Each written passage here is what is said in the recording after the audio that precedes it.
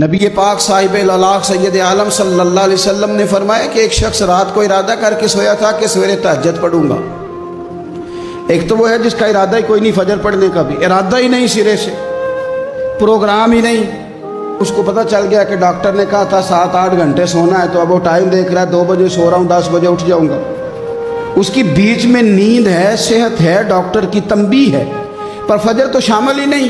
حالانکہ اس بات کو اچھی طرح سمجھ لیں، اگر آپ کا فجر پڑھنے کا ارادہ ہے اور 4 بجے کا 3:45 بجے کا آپ نے الارم لگا لیا ہے، تو 2 دن آپ کو الارم جگائے گا، تیسرے دن آنکھ خود بخود کھل جائے گی۔ انسان کی نفسیات ہوتی ہے کہ 2 دن وہ کسی چیز بھی اپنی عادت کو سونے جاگنے میں پکا لے تو تیسرے دن وہیں اس کا وہ مزاج بن جاتا ہے۔ تو اگر نیت ہی نہیں، ارادہ ہی نہیں، پروگرام ہی نہیں، تو کیسے آنکھ کھلے گی؟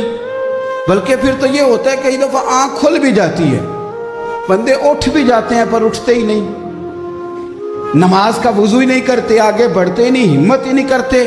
لیکن حضور کیا فرما رہے ہیں؟ کریم محبوب علیہ السلام فرمانے لگے جس کا تہجد پڑھنے کا ارادہ تھا لیکن نیند غالب آ گئی، اٹھ نہیں سکا۔ حضور فرماتے ہیں نیند تو اب اس نے پوری کر ہی لی ہے نا، پر ارادہ تھا تہجد پڑھنے کا۔ تو محبوب فرماتے ہیں نیند رب کی طرف سے صدقہ ہو گئی اور تہجد کا بھی اللہ نے ثواب عطا فرما دیا۔ ارادے صاف کرے، پکے کرے، نیتیں کھری رکھے، نیت صاف رکھے، اخلاص پیدا کرے، تو پھر تو گھر میں بیٹھے بیٹھے بڑی نیکیوں کا ثواب ملتا ہے۔ پھر تو اپنے گھر کے اندر موجود رہنے پر بھی اسے بڑے بڑے لمبے سفروں کا ثواب ملتا ہے۔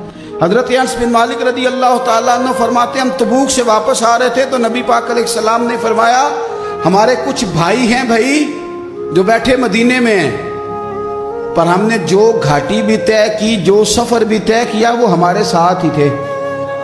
بیٹھے کہاں ہیں؟ مدینے میں، پر ہم نے جتنا سفر طے کیا وہ ساتھ ہی تھے۔ حضرت انس بن مالک کہتے ہیں ہمارے تو کان کھڑے ہو گئے کہ بیٹھے بھی گھر ہیں اور ہمارے ساتھ ہیں۔ حضور سید عالم علیہ السلام نے پھر بات کو کھولا اور فرمایا وہ جان بوجھ کے نہیں بیٹھے رہے، ارادہ ان کا پکا تھا ہمارے ساتھ آنے کا، لیکن کسی مجبوری کی وجہ سے نہیں آ سکے۔ کوئی بیماری نے آ لیا تو نہیں آ سکے، چونکہ وہ مجبوری کی وجہ سے نہیں آ سکے، آ نہیں سکے، لیکن رب کریم نے ہم جس سفر سے گزرے ہیں اس کا اجر انہیں عطا فرمایا ہے۔ ثواب میں، اجر میں وہ برابر کے شریک ہیں، چونکہ ان کا ارادہ پورا تھا، پروگرام پکا تھا، وہ آنا چاہ رہے۔